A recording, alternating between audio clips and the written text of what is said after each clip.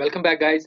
तो हम देख रहे थे what is the interference. Guys मैंने ये कहा कि जो इंटरफेरेंस है वो क्या है कि अगर एक टीथ का जो इन्वोल्यूट रीजन, ठीक है, दूसरे के नॉन इन्वोल्यूट रीजन में जाए, इसको अंडरकट करे, देन इट विल रिजल्ट, तो हमें जनरेट होती है interference. Guys what are now the various ways कि हम लोग क्या कैसे हम जो है इंटरफेरेंस को करते हैं। गाइस ये इंपॉर्टेंट कंसेप्चुअल पार्ट है, ठीक है, as far as examination point of view is concern.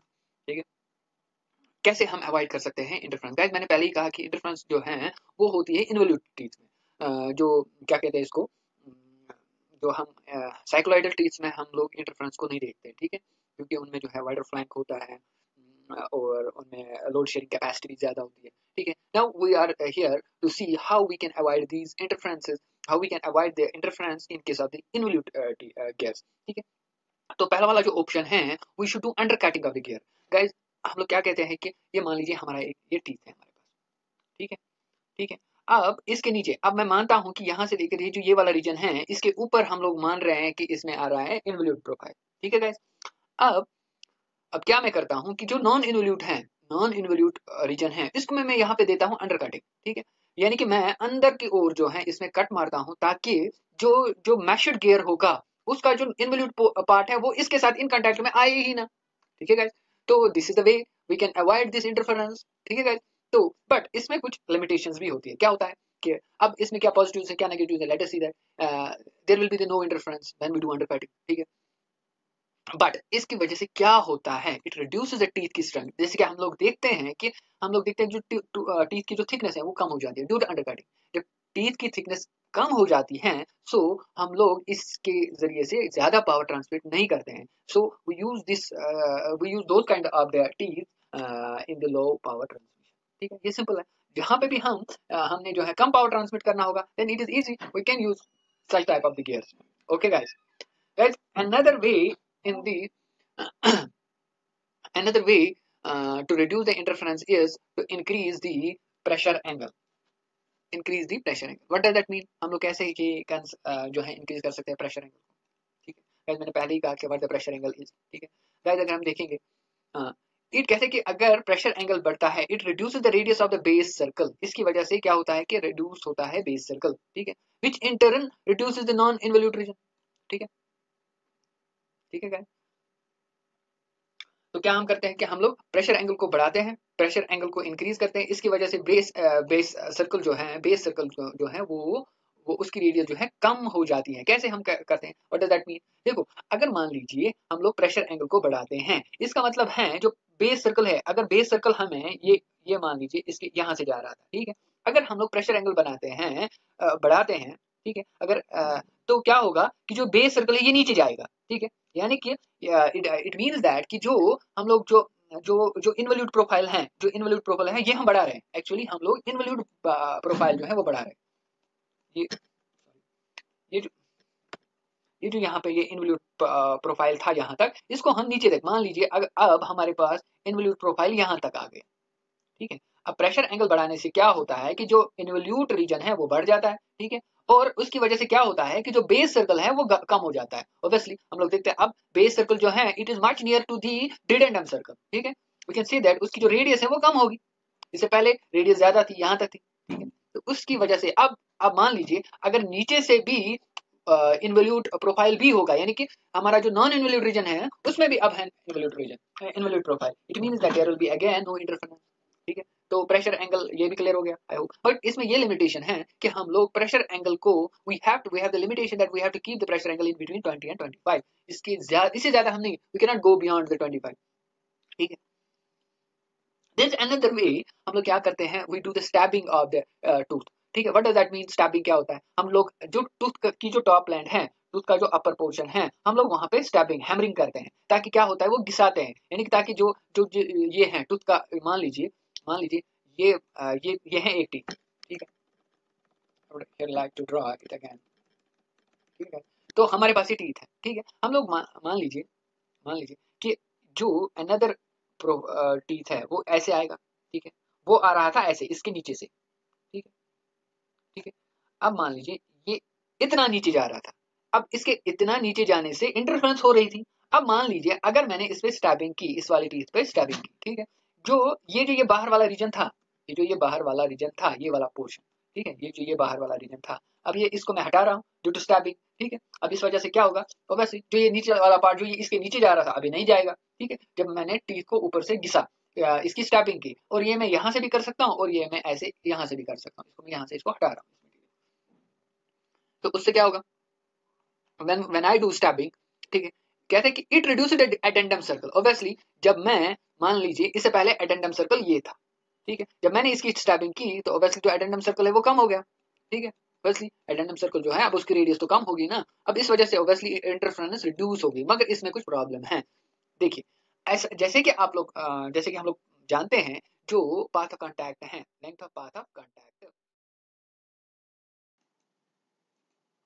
Okay guys, आज हम स्टार्ट करने जा रहे हैं गियर ट्रेन्स। ठीक है गाइस, इससे पहले हमने गियर प्रोफाइल देखा, इंटरफेरेंस, जो डिफरेंट कांसेप्ट्स हैं इंटरफेरेंस, ठीक है, different types of the gears guys, वो हमने सारा क्लियर किया। यू शुड गो, अगर आपने वो लेक्चर्स नहीं देखे, go through those lectures and see the basic concepts from those, and only then we will be able to understand the upcoming topics. Okay, so आज का जो टॉपिक है that's about the gear trains.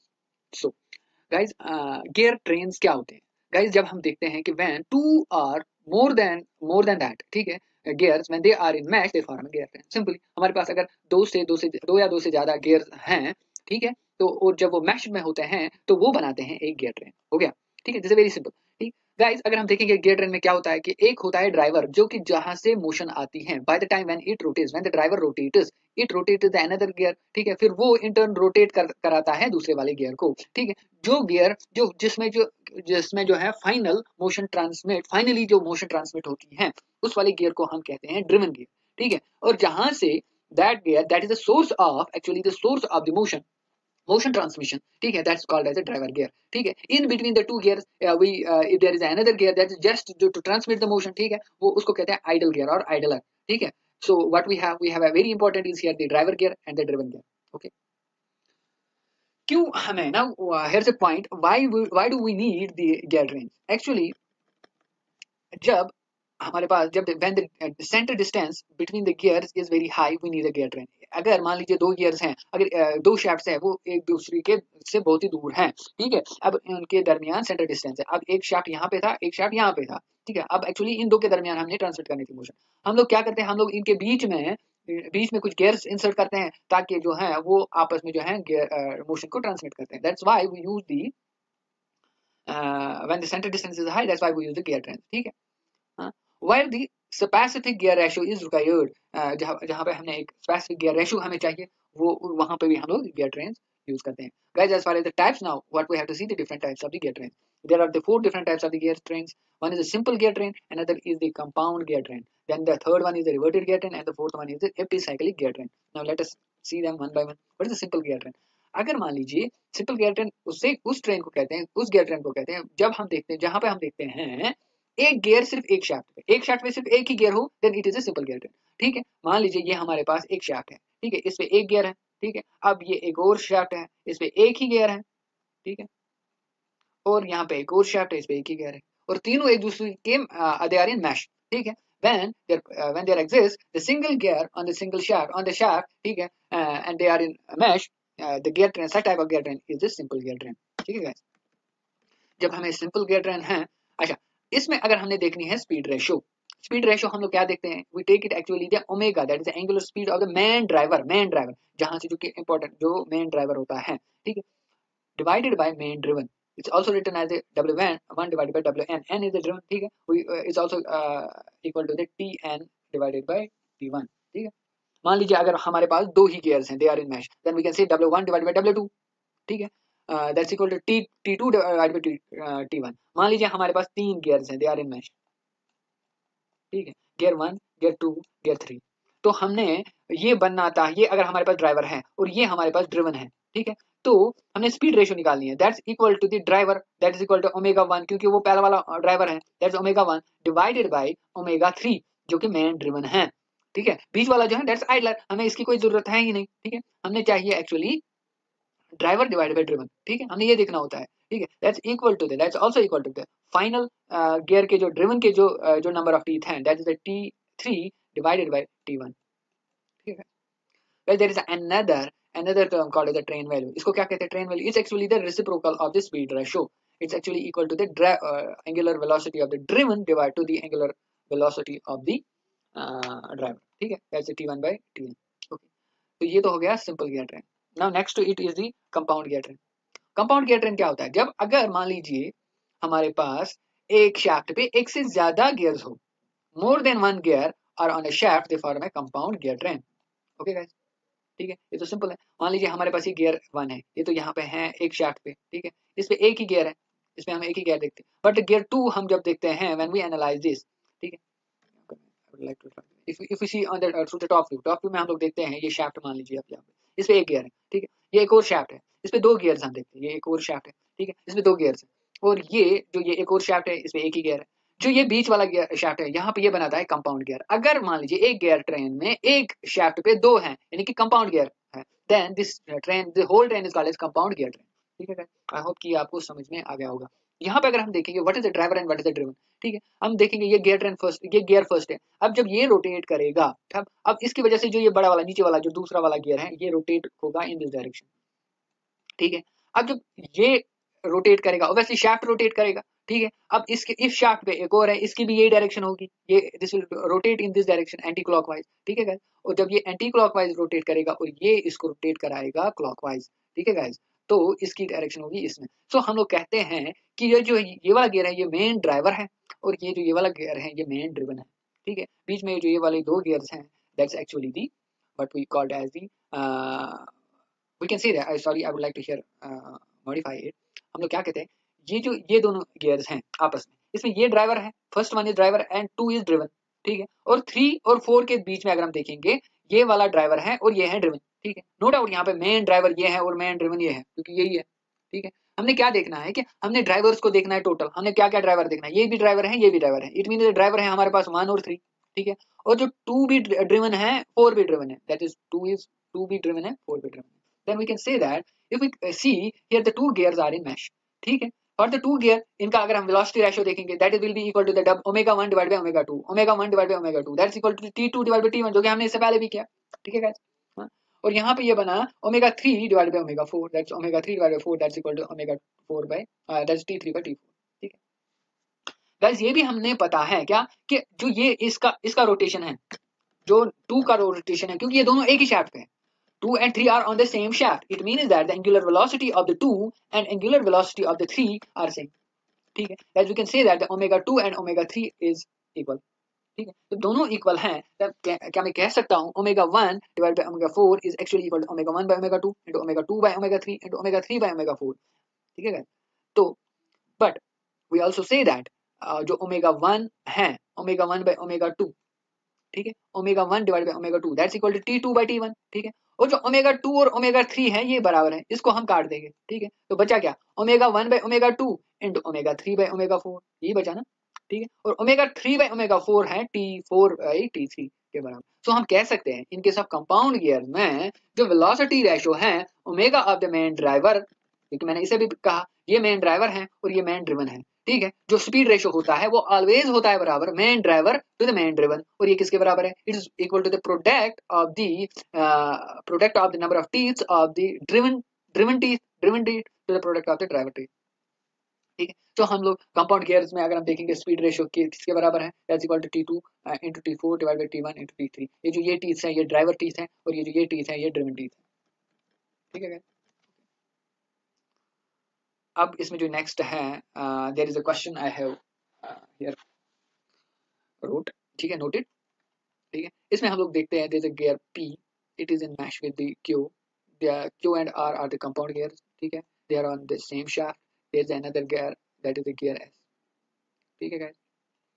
तो अगर हमने देखना है इसमें here it is the speed, ठीक है, n of Q to the n of S, n of Q to the n of S का जो है वो किसके बराबर है, इसमें मैंने हमने मेंशन करना है वो. okay, if I keep it aside this very I have noted this in incomplete, keep it aside, ठीक है. so छोड़ो. now इस वाली न्यूमेरिकल को देखते हैं, ठीक है guys. here we have the कितने गियर्स हैं 1 2 3 4 denoted by gear 2 gear 3 gear 4 and gear 5, ठीक है. मैंने इसमें 1 से नहीं लिया है, मैंने इसमें 2 से लिया है, ठीक है. That's okay, that should not bother you, ठीक है। हम लोग क्या कहते हैं कि इसमें 20 टीथ्स हैं, इसमें 40 टीथ्स हैं, इसमें 15 और इसमें 30, ठीक है। और हम लोग कह रहे हैं कि जो इसकी रोटेशन है that is the anti clockwise, ठीक है।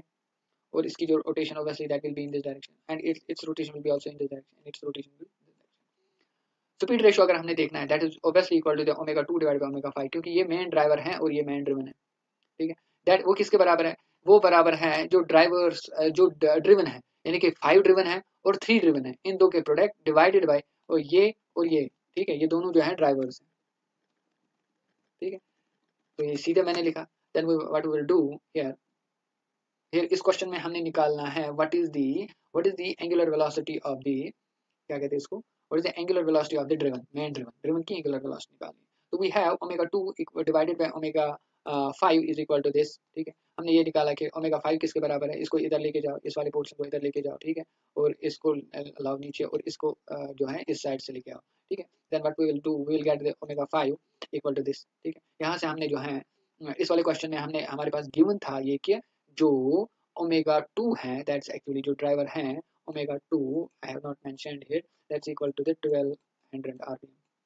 हमने निकालना था मेन ड्राइवर जो है, मेन ड्रिवन जो है इसका क्या आरपीएम है, गाइस वो निकलता है हमें 300 आरपीएम, ठीक है। ये हमें यहाँ पे निकलता है 300 आरपीएम, ठीक है, that to the counter clockwise, क्यों, क्योंकि वो कि इस डायरेक्शन वो हमें पहले ही पता चल सकता है कि क्या इसकी ये है।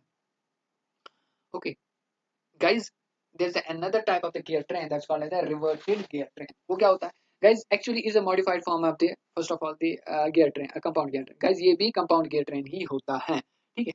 बट रिवर्टेड क्या होता है एक्चुअली, उसमें हम इसको यूज करते हैं, हम कोएक्सियल शाफ्ट्स को जो है coaxial shaft, what are coaxial shafts, ठीक है। मान लीजिए हमारे पास दो शाफ्ट्स है, उनकी डायरेक्शन जो है वो एक ही है, एक जैसी, ठीक है, ठीक है।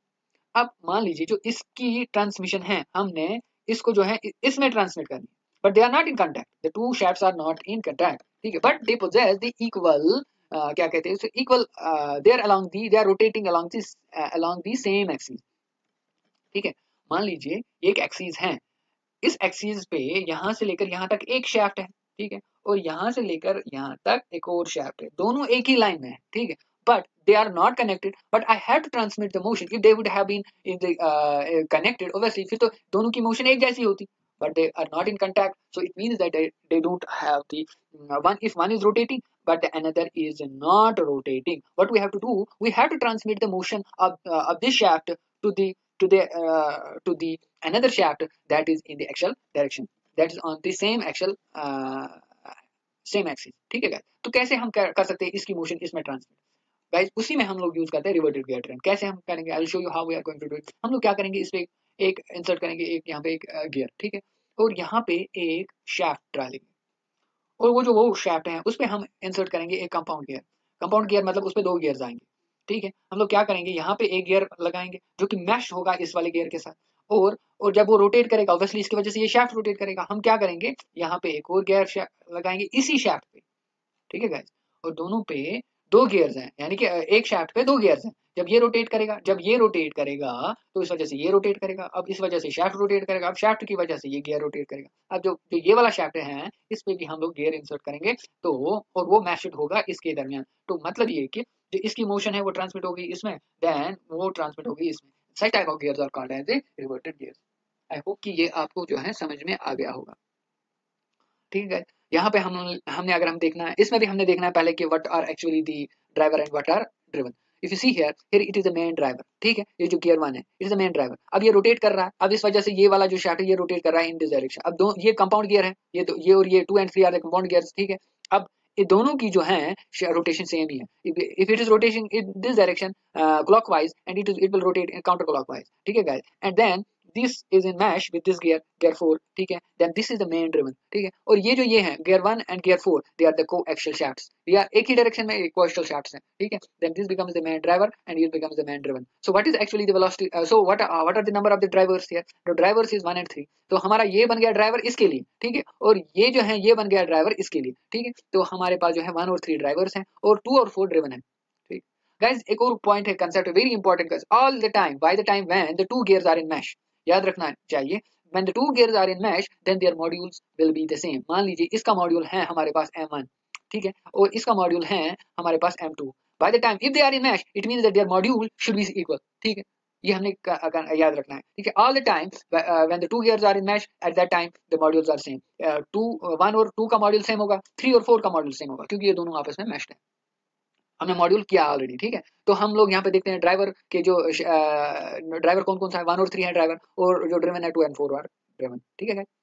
हाँ? अगर आप देखेंगे what is since they 1 and 2 are in mesh, then we can say that omega 1 divided by omega 2 is equal to the T2 divided by T1, ठीक है, T1। and also 3 and 4 are in mesh, then we can say that the, and यहाँ से इधर की ओर transmit होती है motion, then we can say that omega 3 divided by omega 4 is equal to T4 divided by T3, okay, okay, T4 divided by यहाँ पे ये T3 है, ठीक है। so the speed ratio किसके बराबर है, ये अगेन होगा that is equal to the man driven to the man driver, ठीक है guys, एक second, I would like to hear see it again, कहीं गलत तो नहीं लिखा यहाँ पे, हाँ यहाँ पे मैंने इसको थोड़ा सा करेक्ट करना है, it is actually here the speed ratio is the main driver to the main driven, ठीक है, main driver to the main driven is equal to the omega 1 divided by omega 4 is equal to the T2 into T4, this is one and the same thing, ठीक है। then we can say that this is here speed ratio is equal to the driven teeth to the product of the driver's teeth, okay guys, ठीक है guys। इससे आगे कुछ और भी concepts हैं here I would like to mention here, एक relation है, that's what we have to see। हम लोग क्या देखते हैं कि R1 plus R2 is equal to the R3 plus R4, इनके साथ एक्सल शार्ट्स, ठीक है, रिवर्टेड गियर्स में हम लोग क्या देखते हैं, मान लीजिए यहाँ से लेकर यहाँ तक हमारे पास ये R1, एक सेकंड,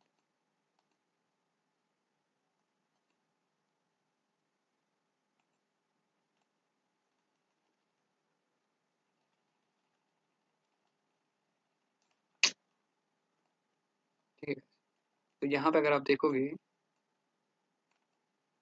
ठीक है, ये मैंने थोड़ा इसको रब किया, ठीक है ना,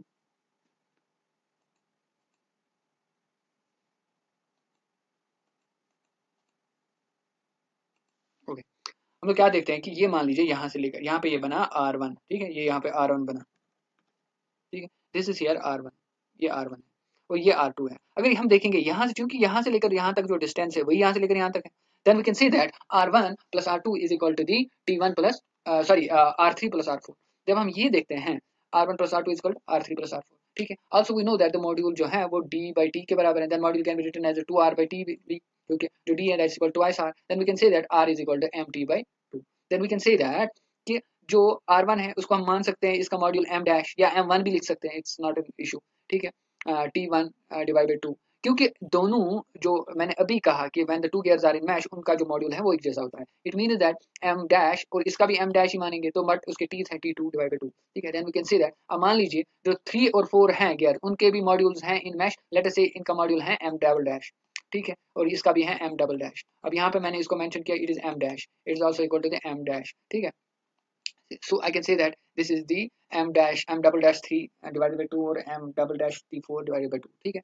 then 2 कैंसिल आउट हो जाएगा, m डैश कॉमन निकलेगा यहाँ पे, अगर अगर मान लीजिए इफ अगर इसका इसका और इन दो का भी मॉड्यूल सेम होगा ओवरऑल, ठीक है, m dash is equal then at that time t is equal, otherwise तो रिलेशन ये है, ठीक है। आई होप कि आपको समझ में आ गया होगा। Guys the next lecture in this is the reverted gear train जो है, इसमें थोड़ा हम और इलाबोरेट करेंगे। आई होप कि today I would like to conclude it here, ठीक है, कि आई होप कि आपको जो है ये सारे कंसेप्ट जो है समझ में आ गए होंगे सो फार।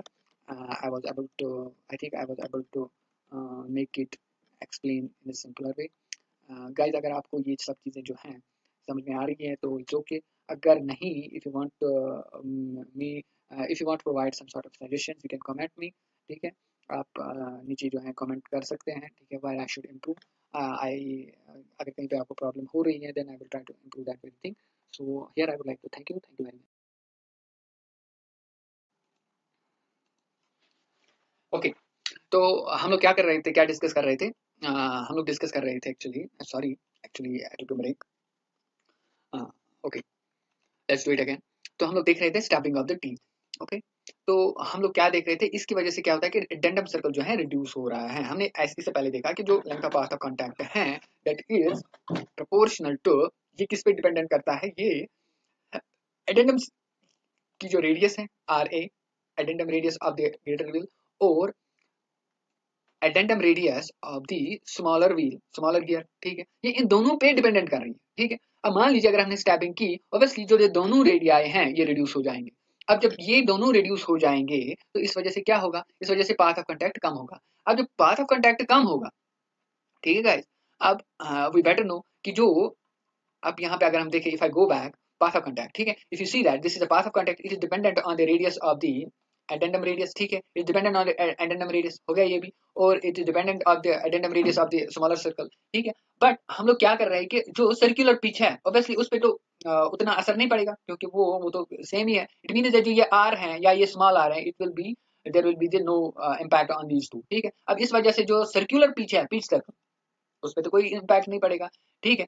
अब मान लीजिए ये कम है, ठीक है, ये कांस्टेंट है, हमारे पास ये कांस्टेंट है, लेकिन जो if I see here again, ठीक है। अच्छा, एक और पॉइंट, इससे पहले मैंने कहा कि मैं क्या करता हूं कि मैं pressure, I would like to here repeat here one more thing, मैंने कहा कि अगर मैंने प्रेशर एंगल बढ़ाया, जब मैंने प्रेशर एंगल बढ़ाया ऑब्वियसली, ठीक है, तो इसका मतलब है ये जो ये वैल्यू है इसका वैल्यू भी बढ़ेगा, ठीक है। हाँ, अब इस वजह से क्या होगा, जो लेंथ ऑफ आर्क, जो length of arc of contact है ये कम होगा। जब length of arc of contact कम होगा तो इस वजह से at that point of time हम लोग देखते हैं कि जो जो कांटेक्ट रेशियो है ये कम हो जाएगा। देन इसकी वजह से लोड शेयरिंग कैपेसिटी कम होगी, ठीक है, और इसकी वजह से टूल जो गियर लाइफ है वो कम होगी, ठीक है, ठीक है। अब यहाँ से जो मैंने एक और टर्म बताई आपको कि अब हम प्रेशर एंगल पे कुछ असर नहीं कर रहे हैं, हम लोग स्टैबिंग कर रहे हैं। अब स्टैबिंग की वजह से आर ए जो है कम हो रहा है। अब आर ए मतलब क्या है, एडेंडम वैल्यू जो है रेडियस वो कम हो रहा है, इसकी वजह से ऑब्वियसली जो है length of path of contact जो है वो कम हो रहा है। जब ये वाला न्यूमरेटर कम होगा ऑब्वियसली फिर आर का कांटेक्ट भी कम होगा। जब आर्क ऑफ कांटेक्ट भी कम होगा, क्योंकि हमने प्रेशर एंगल को कांस्टेंट रखा है, आर्क ऑफ कांटेक्ट कम ही होगा ना, क्योंकि न्यूमरेटर कम हो रहा है। अब इस वजह से जो है, और सर्कुलर पिच पे तो कोई असर नहीं पड़ेगा, because circular pitch is same when we do stubbing, ठीक है। अब इस वजह से आर्क का कांटेक्ट कम आएगा तो again the contact ratio is decreasing, ठीक है। जब कांटेक्ट रेशियो कम होगा देन लोड शेयरिंग रेशियो भी कम होगा, और टूल लाइफ जो गियर लाइफ है वो भी कम हो रही है। तो ये हो गए इसके स्टैबिंग के भी लिमिटेशंस। लिमिटेशंस क्या होता है, इसकी वजह से होता है पाथ ऑफ कांटेक्ट रिड्यूस होता है। अब जब पाथ ऑफ कांटेक्ट रिड्यूस होता है आर्क ऑफ कांटेक्ट भी रिड्यूस होता है, और जब आर्क ऑफ कांटेक्ट रिड्यूस होता है तो इसमें कांटेक्ट रेशियो भी कम होता है, और इस वजह से रिड्यूस होती है load sharing capacity. So bye the time when the load sharing capacity reduces, तो उसकी जो है आगे हम देखते हैं कि फिर लाइफ भी जो है कम होती है, ठीक है। और इस दौरान हम लोग स्टैबिंग में हम देखते हैं सर्कुलर पिच की नो चेंज है, ठीक है। Okay, there is another way to avoid the interference is the fourth way, ठीक है, that is to increase the number of teeth. हम लोग क्या करेंगे, नंबर ऑफ टीथ को इंक्रीज करें। That we can also get the objective from this these concept, how what are the various methods to reduce the interference, ठीक है। One method we saw the stabbing, one method we saw the increasing the pressure angle, another method we saw the क्या कहते हैं इसको, we did the undercutting, ठीक है। अब this is the fourth case where we saw where we are seeing that to increase the number of teeth, guys अगर हम देखेंगे by the time when we increase the number of teeth, उसमें क्या होगा, इसमें जो circular pitch है वो कम हो जाएगा, ठीक है। if we increase the teeth, ठीक है, teeth का वैल्यू इंक्रीज करो, ठीक है, तो उससे क्या होगा, और डाया तो सेम ही है, बस it's not going to same, but the circular pitch जो है हम लोग देख रहे हैं कि वो क्या होगा, वो कम होगा, बिकॉज द टीथ और सर्कुलर पिच की जो है वो इनवर्स रिलेशन है। The time when we see the circular pitch decreases, ठीक है।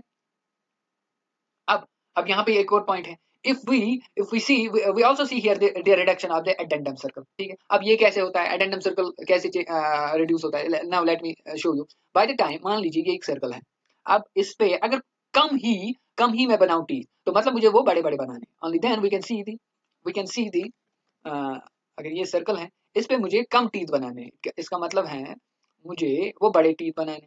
अगर वो बड़े टीथ हैं इसका मतलब ये है कि उनका जो एडेंडम रेडियस है वो ज्यादा है, ठीक है गाइस। मतलब ये कि उनका addendum if the teeth are small, ठीक है, if the teeth are number of teeth are large, ठीक है, तब क्या होगा कि जो सेम सरकमफ्रेंस पे हमने ज्यादा टीथ बनाने हैं, इसका मतलब है कि जब हम ज्यादा टीथ को अकोमोडेट करने हैं सरकमफ्रेंस पे, इसका मतलब है कि हमने छोटे छोटे टीथ बनाने हैं, तभी तो हम ज्यादा से ज्यादा बना सकते हैं ना। By the time when we have the smaller teeth, इसका मतलब है कि वो ज्यादा बाहर नहीं होंगे, जो उनका जो एडेंडम रेडियस और एडेंडम सर्कल बनेगा वो छोटा बनेगा, ठीक है गाइस। तो हम लोग क्या देखते हैं कि if we increase the number of teeth, तो उससे एडेंडम सर्कल जो है वो कम होगा। गाइस हम देखते हैं जो पाथ ऑफ कांटेक्ट है या आर्क ऑफ कांटेक्ट है, ये किस पे डिपेंडेंट है? ये एडेंडम पाथ ऑफ कांटेक्ट, ये एडेंडम सर्कल पे डिपेंडेंट है। ओके गाइस, ये एडेंडम सर्कल पे डिपेंड करता है, ठीक है। ओके, तो जो पाथ ऑफ कांटेक्ट और आर्क कांटेक्ट है वो उससे रिड्यूस होगा। लेकिन हम क्या देखते हैं, जो सर्कुलर पिच है ये भी तो रिड्यूस हो रहा है ना, ये रिड्यूस हो रहा है क्यों? क्योंकि नंबर ऑफ टीथ बढ़ रहे हैं। अगर मान लीजिए अब what about the contact ratio, क्या कहते हैं कि कांटेक्ट रेशियो हम देख रहे हैं length of arc of contact जो है डिवाइडेड बाय सर्कुलर पिच, ठीक है। गाइस हम देखते हैं कि दोनों रिड्यूस हो रहे हैं। अगर दोनों रिड्यूस हो रहा है ऑब्वियसली जो उनका ओवरऑल रेशियो है वो तो नो चेंज ही आएगा, ठीक है। उससे क्या होता है कि कांटेक्ट रेशियो में क्या है कि नो चेंज हम देखते हैं, ठीक है guys. So this was it as far as the interference is concerned. I hope कि आप लोगों को जो है इसमें हमने 4 केसेस देखे और 4 केसेस में मुझे लगता है कि ये वन ऑफ द बेस्ट है। To avoid the interference we should increase the number of the teeth, ठीक है।